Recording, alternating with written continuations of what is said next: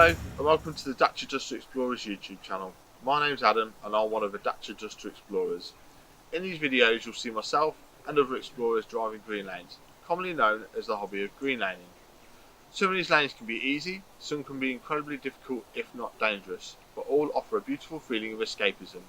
If you have any doubt about the green lane you're driving, get out and walk the lane first, making a mental note of places to turn around if needed and thinking about strategies to overcome difficult sections, because reversing after a failed attempt to get along the lane can be incredibly difficult and very risky.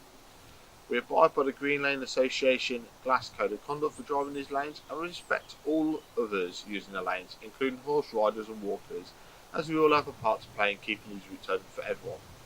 If you're thinking of green laning yourself, please consider joining the Green Lane Association to help fight to keep these lanes open and to help you understand more about this hobby. They also have a Trailwise 2 website which will significantly aid in your planning.